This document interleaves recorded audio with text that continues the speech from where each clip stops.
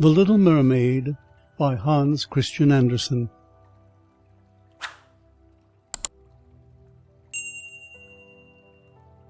Part 1.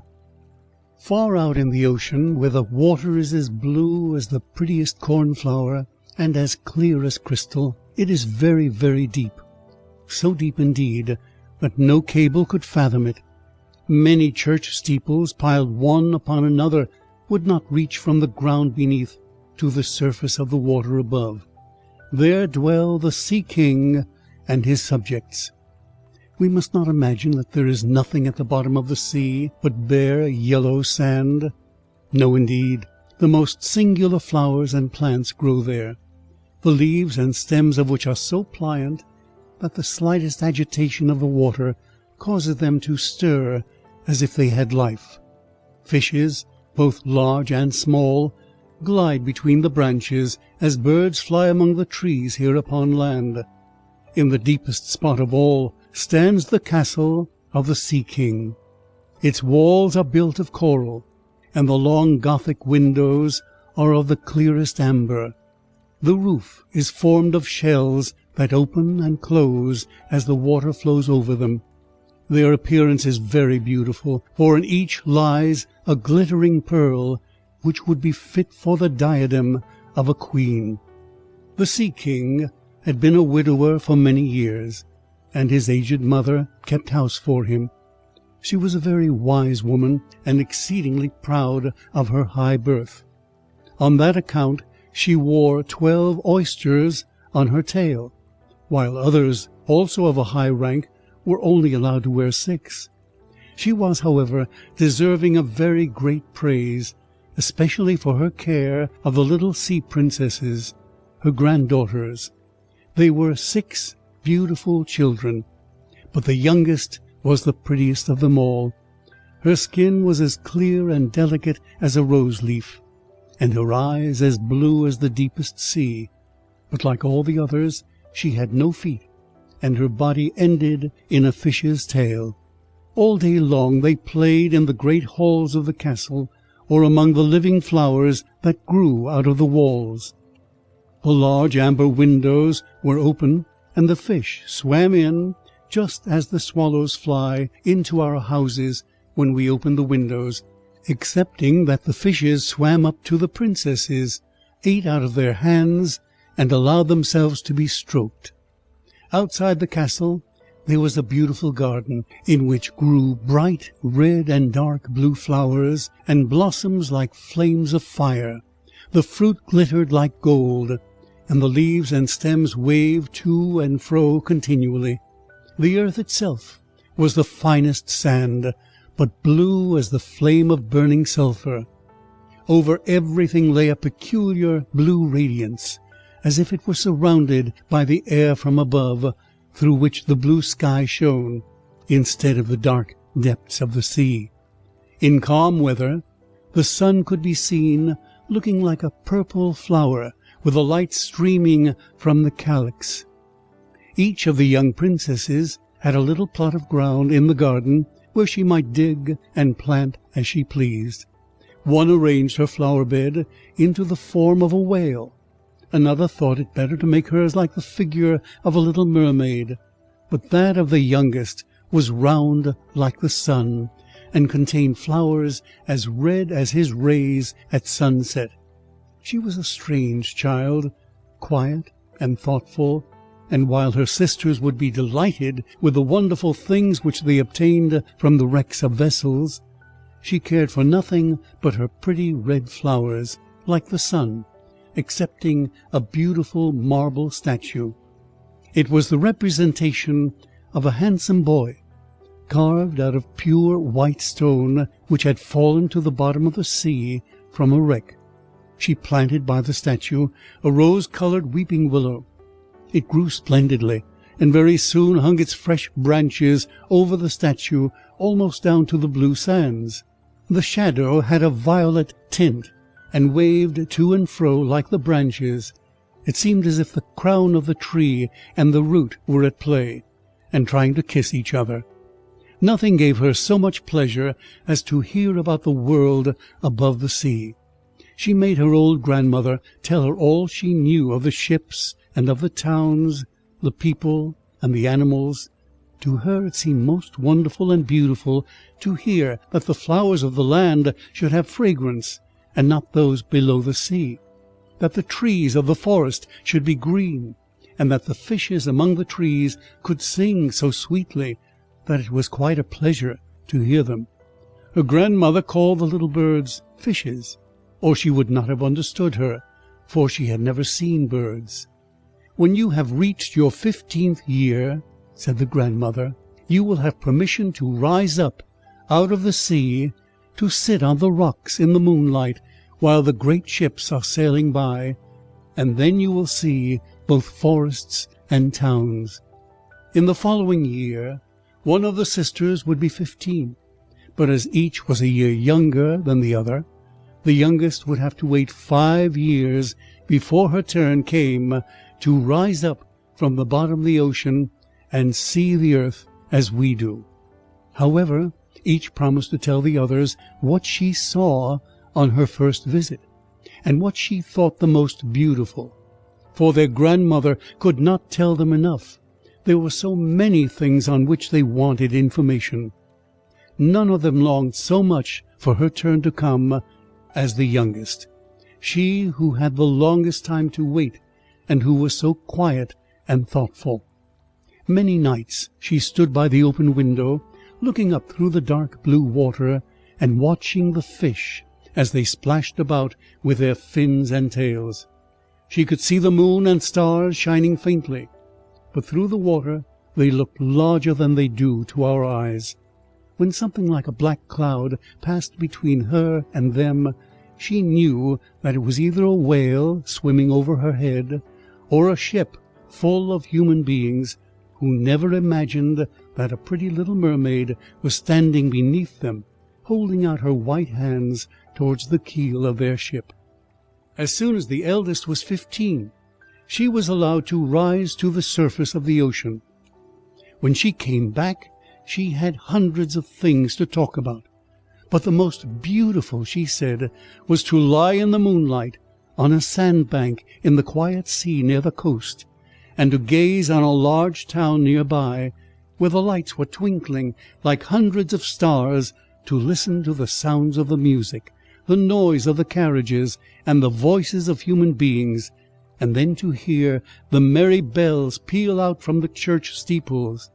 And because she could not go near to all those wonderful things, she longed for them more than ever. Oh, did not the youngest sister listen eagerly to all these descriptions!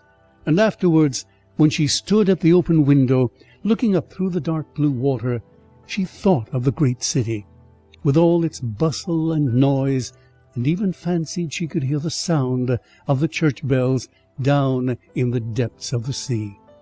In another year the second sister received permission to rise to the surface of the water, and to swim about where she pleased.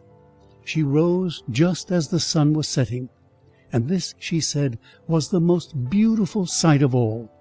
The whole sky looked like gold, while violet and rose-coloured clouds, which she could not describe, floated over her, and still more rapidly than the clouds flew a large flock of wild swans toward the setting sun, looking like a long white veil across the sea. She also swam toward the sun, but it sunk into the waves, and the rosy tints faded from the clouds and from the sea. The third sister's turn followed. She was the boldest of them all, and she swam up a broad river that emptied itself into the sea. On the banks she saw green hills covered with beautiful vines. Palaces and castles peeped out from amid the proud trees of the forest. She heard the birds singing, and the rays of the sun were so powerful that she was obliged often to dive down under the water to cool her burning face. In a narrow creek she found a whole troop of little human children, quite naked, and sporting about in the water.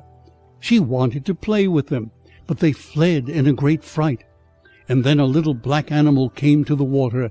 It was a dog, but she did not know that, for she had never before seen one. This animal barked at her so terribly that she became frightened and rushed back to the open sea. But she said she should never forget the beautiful forest, the green hills, and the pretty little children who could swim in the water, although they had not fishes' tails. The fourth sister was more timid. She remained in the midst of the sea, but she said it was quite as beautiful there as nearer the land. She could see for many miles around her, and the sky above looked like a bell of glass. She had seen the ships, but at such a great distance that they looked like seagulls. The dolphins sported in the waves, and the great whales spouted water from their nostrils, till it seemed as if 100 fountains were playing in every direction. The fifth sister's birthday occurred in the winter, so when her turn came, she saw what the others had not seen the first time they went up. The sea looked quite green, and large icebergs were floating about, each like a pearl, she said, but larger and loftier than the churches built by men. They were of the most singular shapes, and glittered like diamonds. She had seated herself upon one of the largest, and let the wind play with her long hair, and she remarked that all the ships sailed by rapidly, and steered as far away as they could from the iceberg, as if they were afraid of it. Towards evening, as the sun went down, dark clouds covered the sky, the thunder rolled, and the lightning flashed, and the red light glowed on the icebergs as they rocked and tossed on the heaving sea. On all the ships the sails were reefed with fear and trembling, while she sat calmly on the floating iceberg, watching the blue lightning as it darted its forked flashes into the sea. When first the sisters had permission to rise to the surface, they were each delighted with the new and beautiful sights they saw. But now, as grown-up girls, they could go when they pleased, and they had become indifferent about it.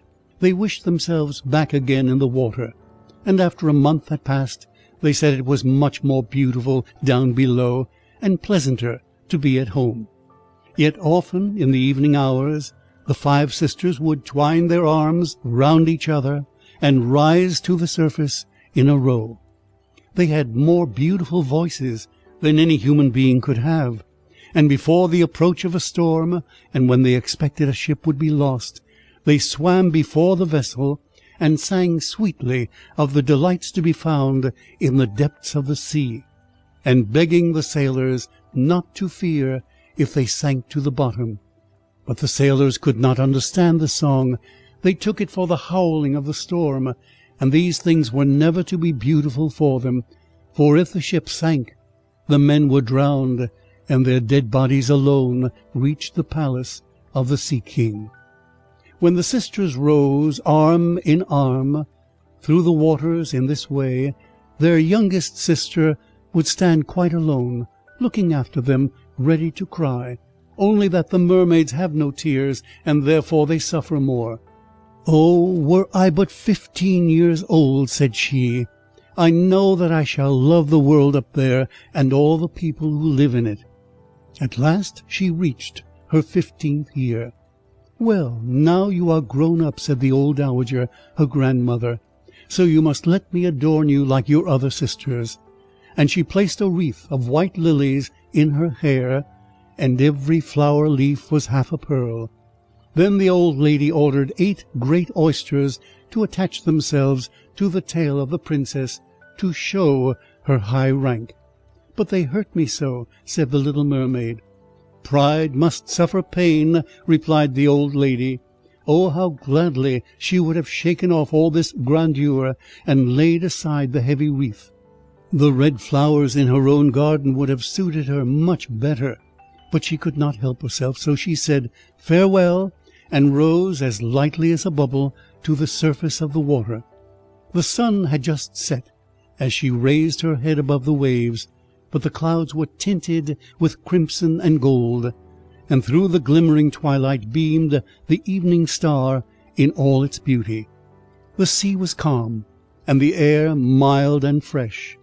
A large ship with 3 masts lay becalmed on the water, with only 1 sail set, for not a breeze stiffed, and the sailors sat idle on deck, or amongst the rigging. There was music and song on board, and as darkness came on, 100 coloured lanterns were lighted, as if the flags of all nations waved in the air.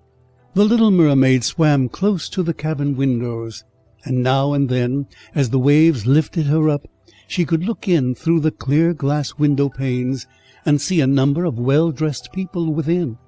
Among them was a young prince, the most beautiful of all, with large black eyes. He was 16 years of age, and his birthday was being kept with much rejoicing.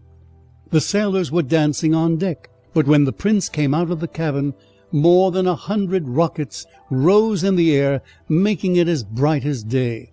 The little mermaid was so startled that she dived under water, and when she again stretched out her head, it appeared as if all the stars of heaven were falling around her. She had never seen such fireworks before. Great suns spurted fire about, splendid fireflies flew into the blue air, and everything was reflected in the clear, calm sea beneath.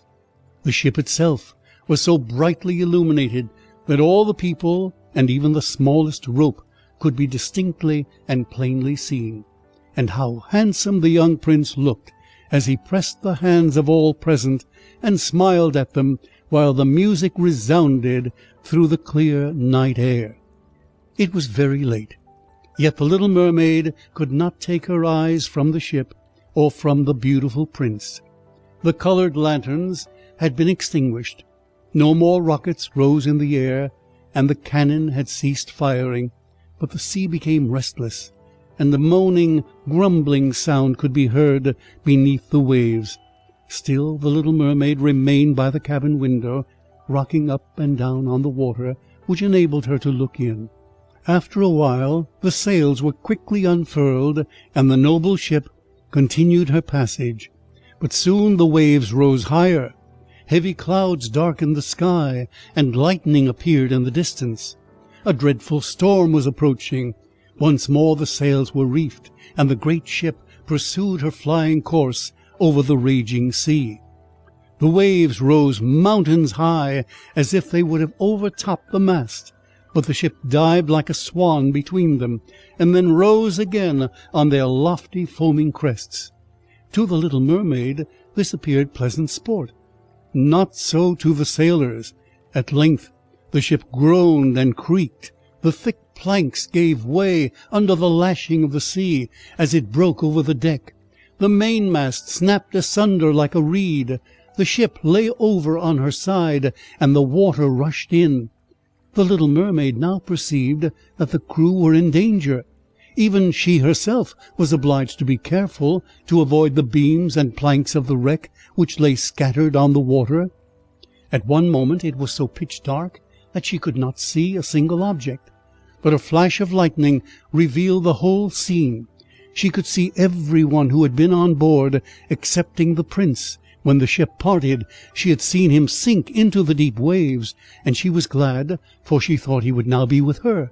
And then she remembered that human beings could not live in the water, so that when he got down to her father's palace, he would be quite dead. But he must not die. So she swam about among the beams and planks, which strewed the surface of the sea, forgetting that they could crush her to pieces. And then she dived deeply under the dark waters, rising and falling with the waves, till at length she managed to reach the young prince, who was fast losing the power of swimming in that stormy sea. His limbs were failing him, his beautiful eyes were closed, and he would have died had not the little mermaid come to his assistance.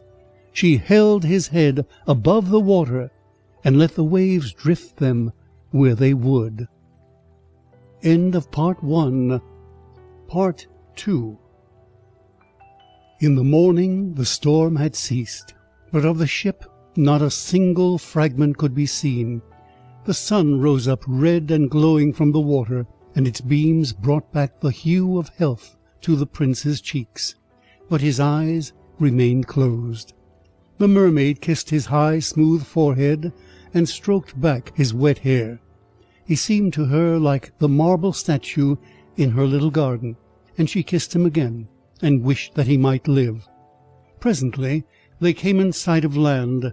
She saw lofty blue mountains on which the white snow rested as if a flock of swans were lying upon them. Near the coast were beautiful green forests, and close by stood a large building. Whether a church or convent she could not tell. Orange and citron trees grew in the garden, and before the door stood lofty palms. The sea here formed a little bay, in which the water was quite still, but very deep. So she swam with a handsome prince to the beach, which was covered with fine white sand, and there she laid him in the warm sunshine, taking care to raise his head higher than his body. Then bells sounded in the large white building, and a number of young girls came into the garden. The little mermaid swam out farther from the shore, and placed herself between some high rocks that rose out of the water, and then she covered her head and neck with the foam of the sea, so that her little face might not be seen, and watched to see what would become of the poor prince. She did not wait long before she saw a young girl approach the spot where he lay. She seemed frightened at first, but only for a moment, and then she fetched a number of people, and the mermaid saw that the prince came to life again, and smiled upon those who stood round him. But to her he sent no smile. He knew not that she had saved him, and this made her very unhappy. And when he was led away into the great building, she dived down sorrowfully into the water, and returned to her father's castle. She had always been silent and thoughtful, and now she was more so than ever. Her sisters asked her what she had seen during her first visit to the surface of the water, but she would tell them nothing. Many an evening and morning did she rise to the place where she had left the prince. She saw the fruits in the garden ripen till they were gathered, the snow on the tops of the mountains melt away, but she never saw the prince, and therefore she returned home always more sorrowful than before. It was her only comfort to sit in her own little garden, and fling her arm round the beautiful marble statue which was like the prince. But she gave up tending her flowers, and they grew in wild confusion over the paths, twining their long leaves and stems round the branches of the trees, so that the whole place became dark and gloomy. At length she could bear it no longer, and told one of her sisters all about it. Then the others heard the secret, and very soon it became known to two mermaids, whose intimate friend happened to know who the prince was. She had also seen the festival on board ship, and she told them where the prince came from, and where his palace stood. "Come, little sister," said the other princesses. Then they entwined their arms, and rose up in a long row to the surface of the water, close by the spot where they knew the prince's palace stood. It was built of bright yellow shining stone, with long flights of marble steps, one of which reached quite down to the sea. Splendid gilded cupolas rose over the roof, and between the pillars that surrounded the whole building stood lifelike statues of marble. Through the clear crystal of the lofty windows could be seen noble rooms, with costly silk curtains and hangings of tapestry, while the walls were covered with beautiful paintings, which were a pleasure to look at. In the centre of the largest saloon, a fountain threw its sparkling jets high up into the glass cupolas of the ceiling, through which the sun shone down upon the water and upon the beautiful plants growing round the basin of the fountain. Now that she knew where he lived, she spent many an evening and many a night on the water near the palace. She would swim much nearer the shore than any of the others ventured to do. Indeed, once she went quite up the narrow channel under the marble balcony, which threw a broad shadow on the water. Here she would sit and watch the young prince, who thought himself quite alone in the bright moonlight. She saw him many times of an evening, sailing in a pleasant boat, with music playing and flags waving. She peeped out from among the green rushes, and if the wind caught her long silvery white veil, those who saw it believed it to be a swan spreading out its wings. On many a night, too, when the fishermen with their torches were out at sea, She heard them relate so many good things about the doings of the young prince, that she was glad she had saved his life when he had been tossed about half dead on the waves. And she remembered that his head had rested on her bosom, and how heartily she had kissed him. But he knew nothing of all this, and could not even dream of her. She grew more and more fond of human beings, and wished more and more to be able to wander about with those whose worlds seemed to be so much larger than her own. They could fly over the sea in ships, and mount the high hills which were far above the clouds, and the lands they possessed, their woods and their fields, stretched far away beyond the reach of her sight. There was so much that she wished to know, and her sisters were unable to answer all of her questions.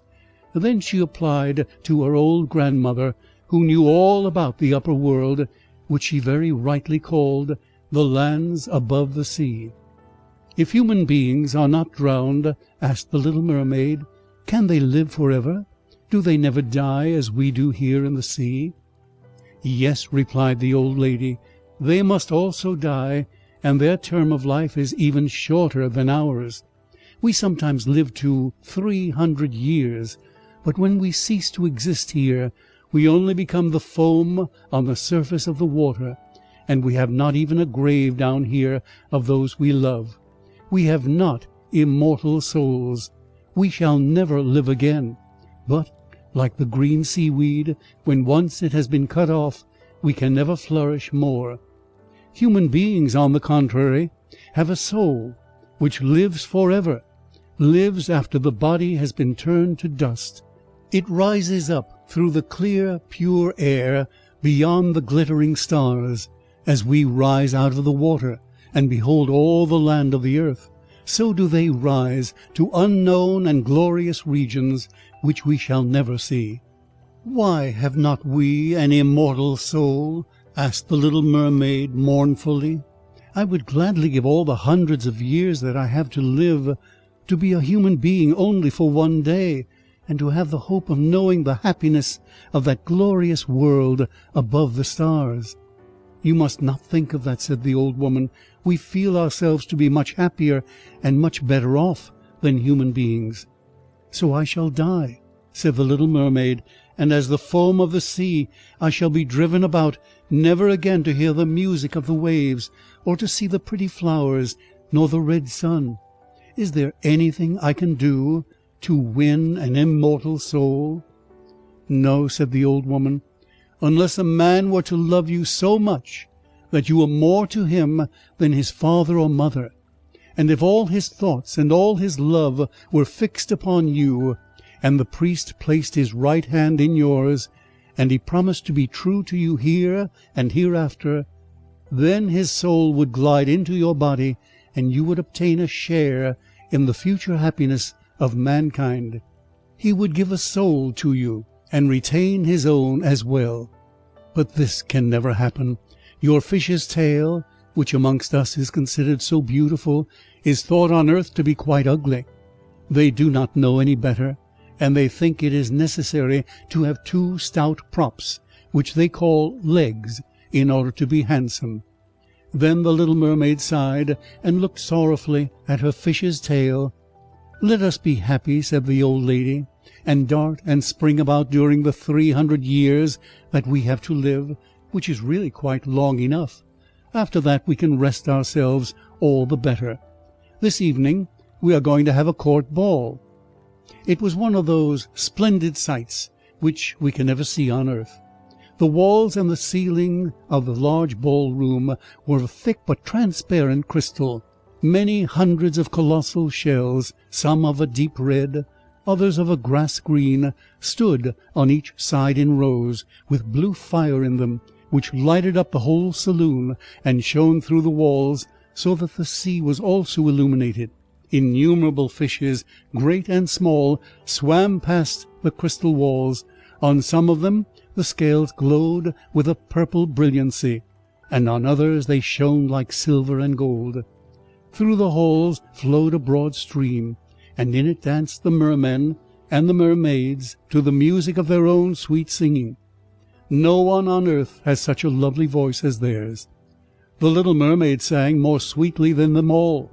The whole court applauded her with hands and tails, and for a moment her heart felt quite gay, for she knew she had the loveliest voice of any on earth or in the sea. But she soon thought again of the world above her, for she could not forget the charming prince, nor her sorrow that she had not an immortal soul like his. Therefore she crept away silently out of her father's palace, and while everything within was gladness and song, she sat in her own little garden, sorrowful and alone. Then she heard the bugle sounding through the water, and thought, "He is certainly sailing above, he on whom my wishes depend, and in whose hands I should like to place the happiness of my life. I will venture all for him, and to win an immortal soul. While my sisters are dancing in my father's palace, I will go to the sea witch, of whom I have always been so much afraid, but she can give me counsel and help." And then the little mermaid went out from her garden, and took the road to the foaming whirlpools, behind which the sorceress lived. She had never been that way before.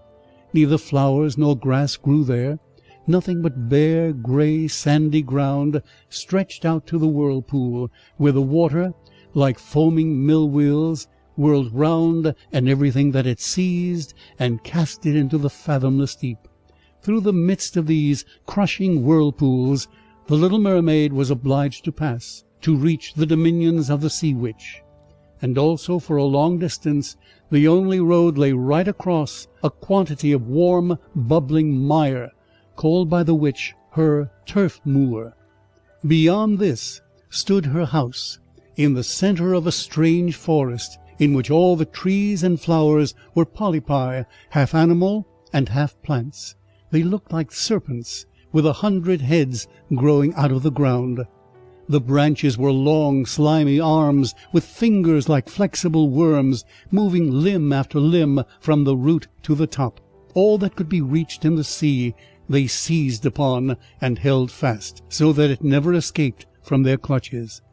The little mermaid was so alarmed at what she saw that she stood still, and her heart beat with fear, and she was very nearly turning back. But she thought of the prince, and of the human soul for which she longed, and her courage returned. She fastened her long flowing hair round her head, so that the polypi might not seize hold of it.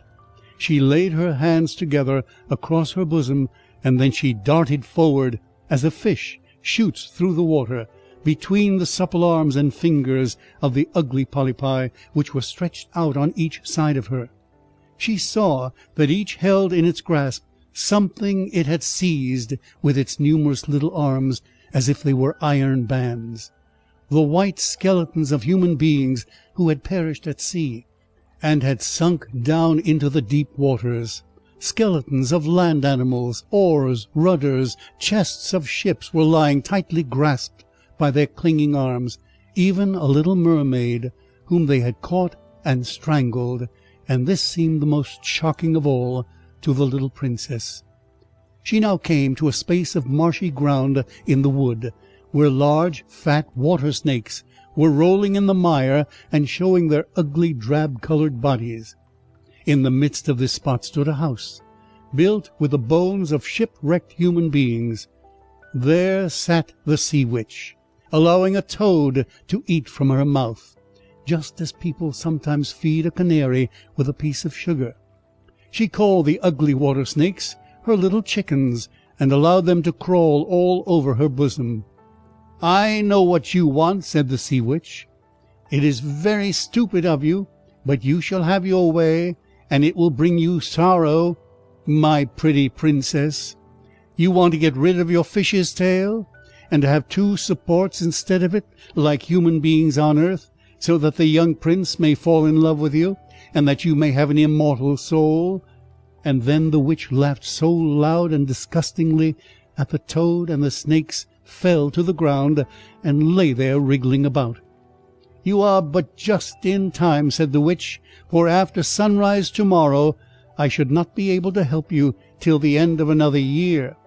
I will prepare a draught for you, with which you must swim to land to-morrow before sunrise, and sit down on the shore and drink it. Your tail will then disappear, and shrink up into what mankind calls legs, and you will feel great pain, as if a sword were passing through you. But all who see you will say that you are the prettiest little human being they ever saw. You will still have the same floating gracefulness of movement, and no dancer will ever tread so lightly.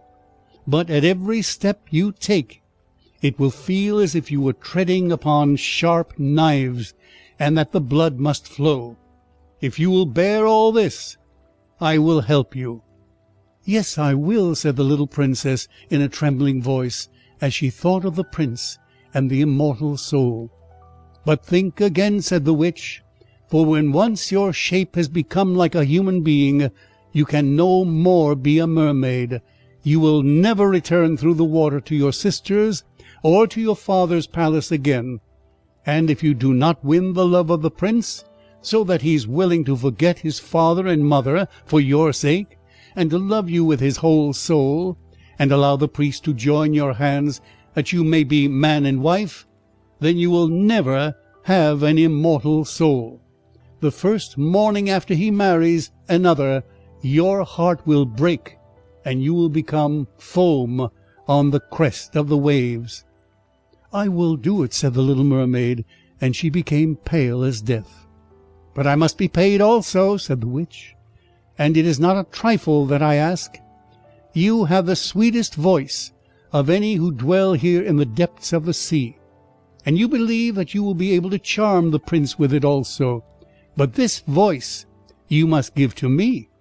The best thing you possess will I have for the price of my draught. My own blood must be mixed with it, that it may be as sharp as a two-edged sword."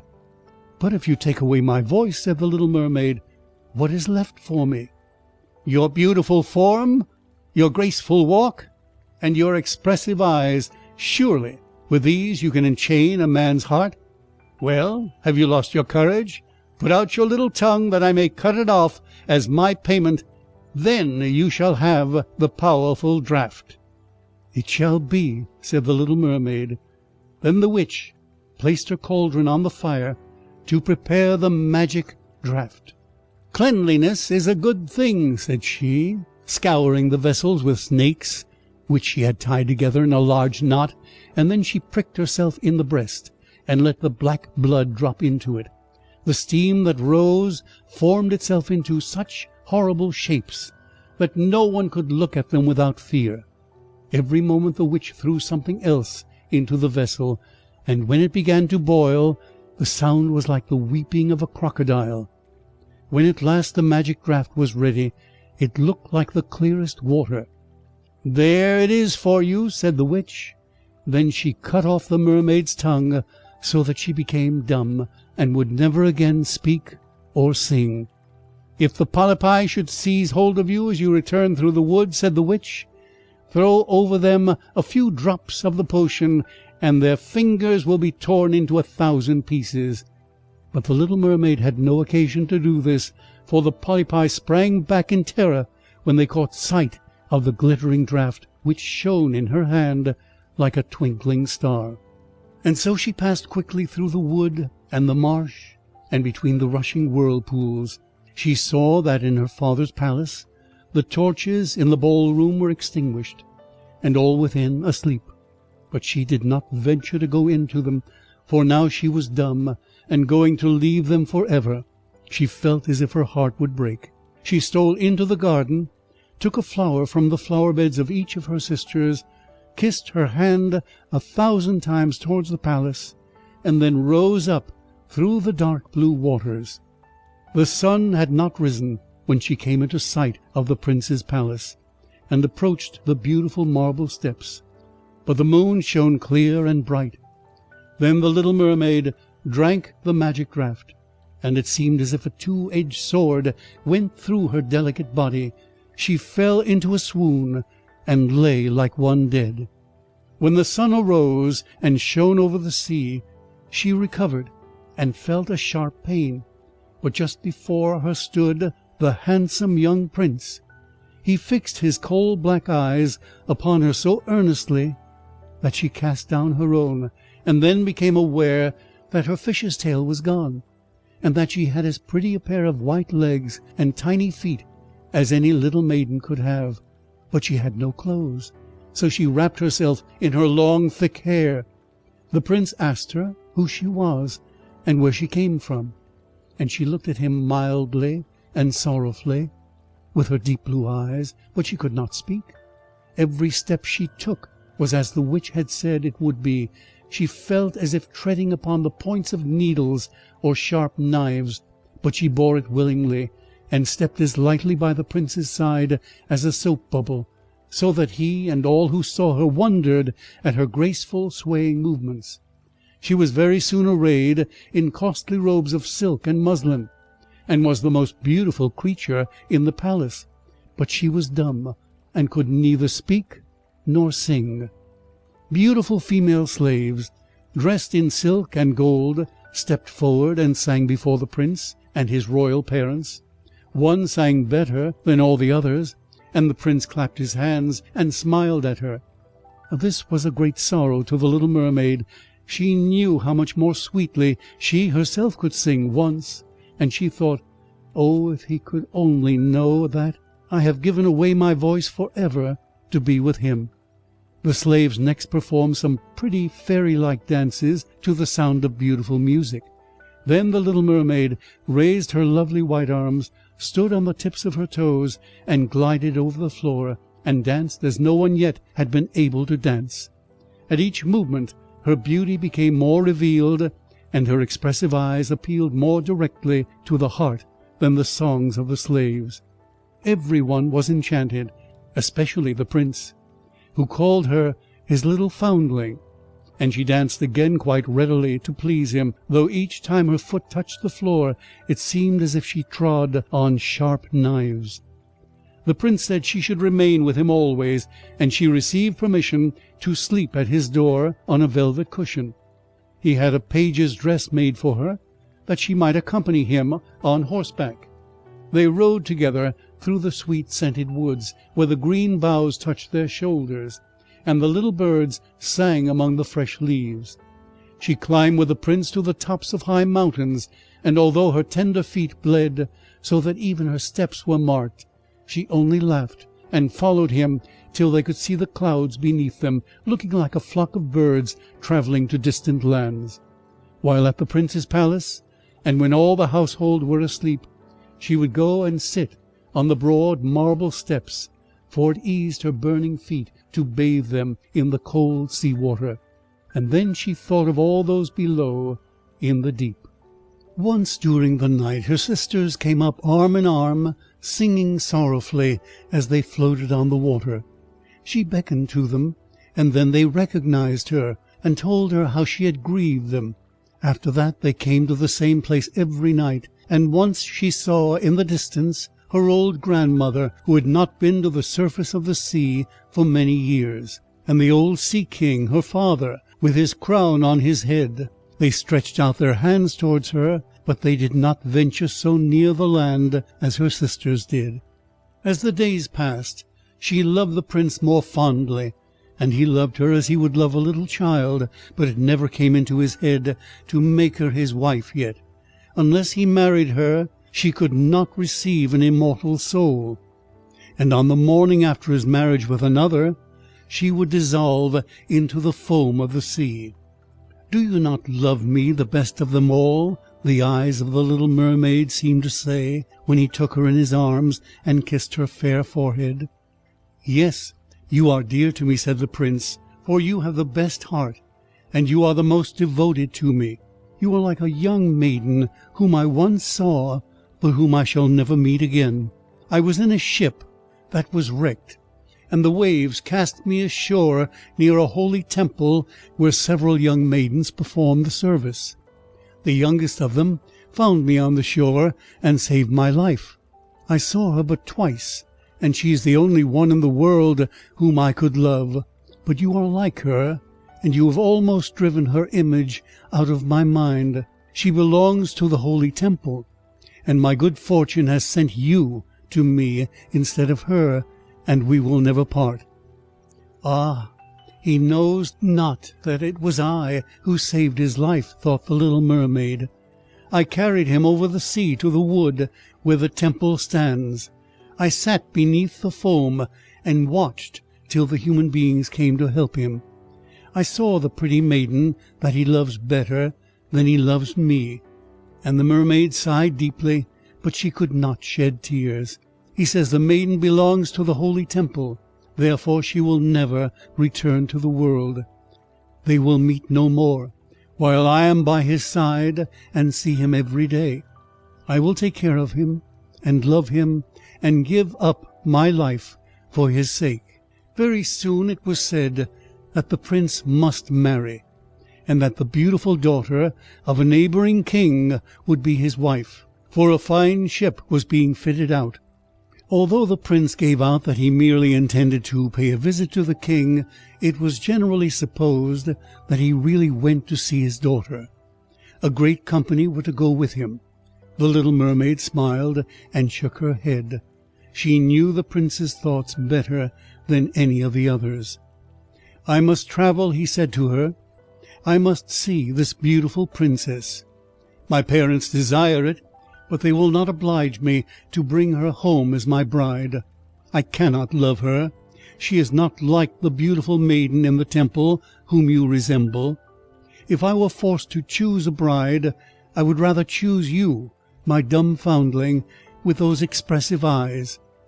And then he kissed her rosy mouth, played with her long waving hair, and laid his head on her heart, while she dreamed of human happiness and an immortal soul.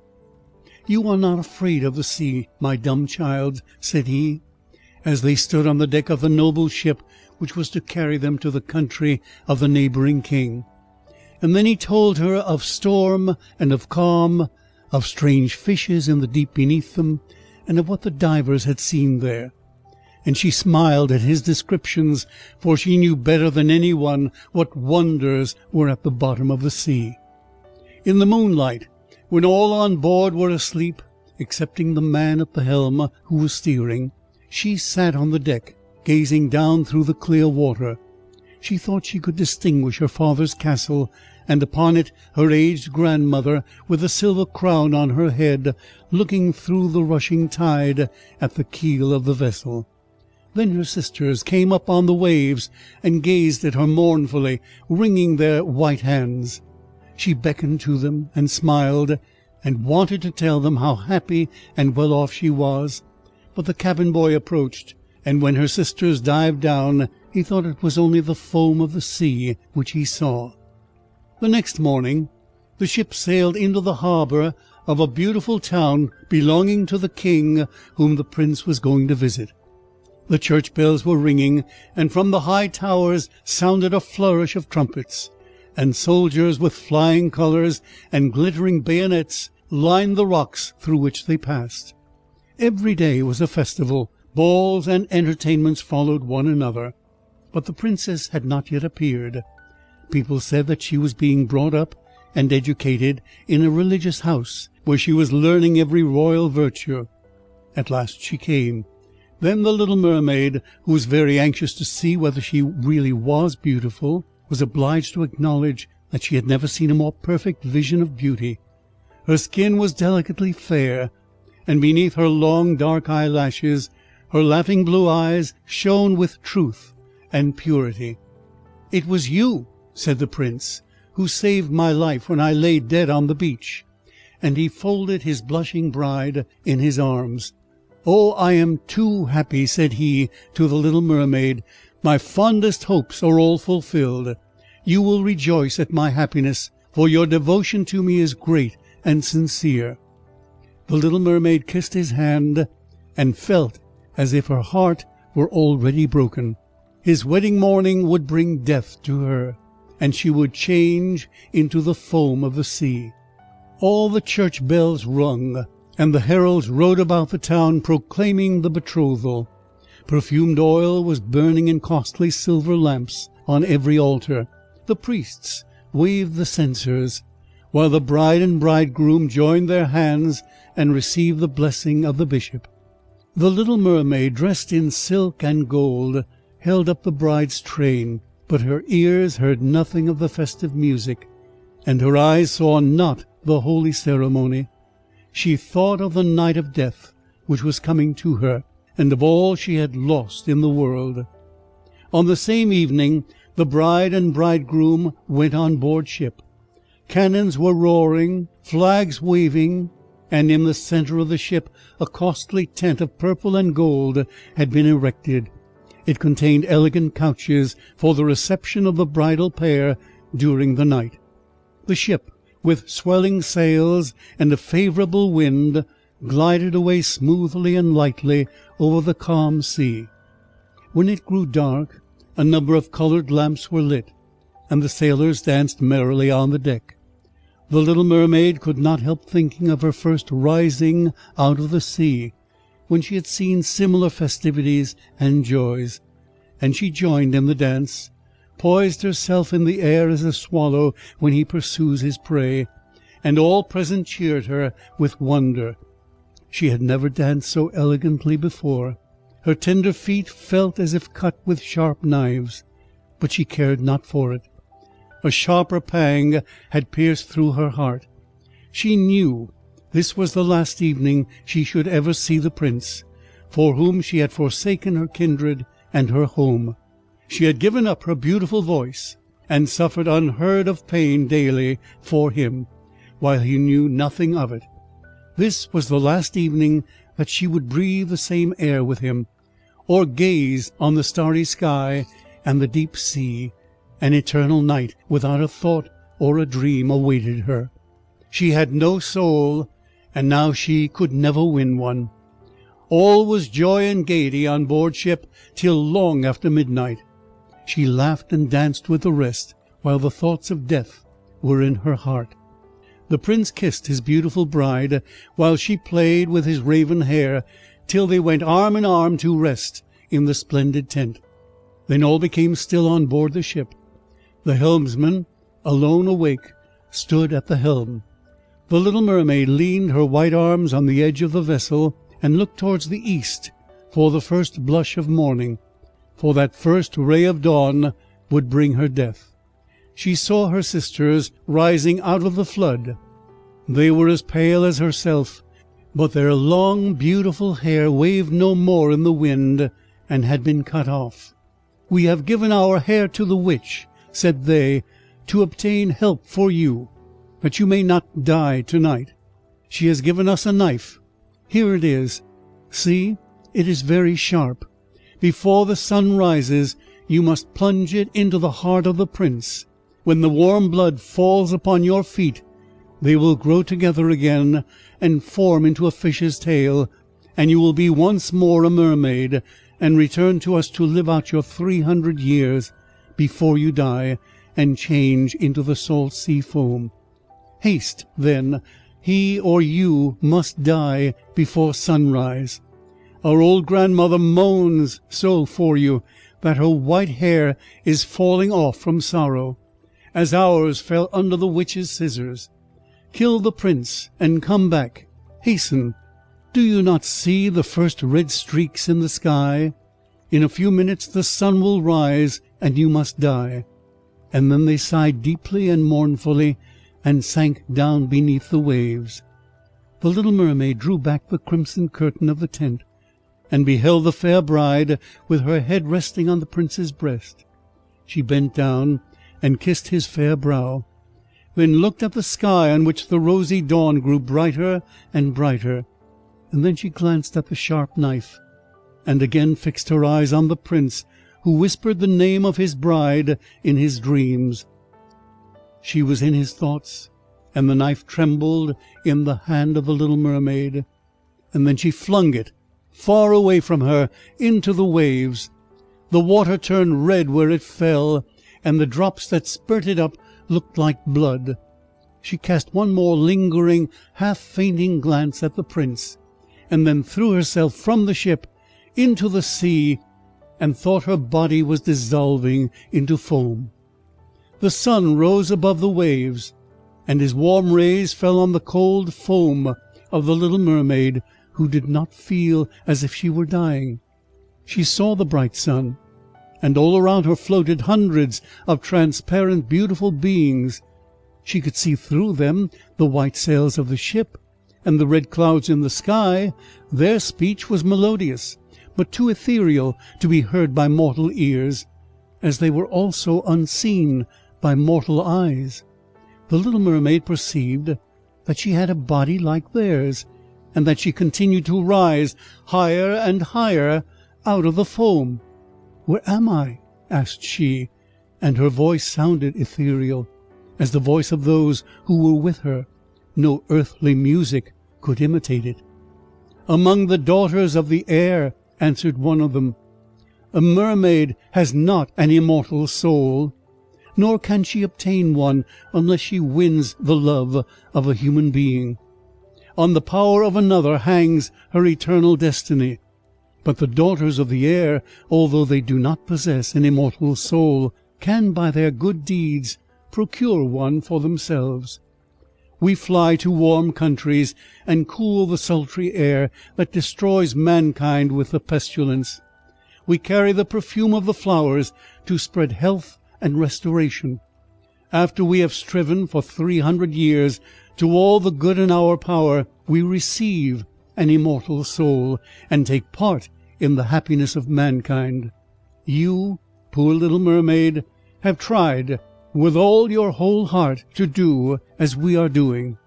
You have suffered and endured, and raised yourself to the spirit world by your good deeds.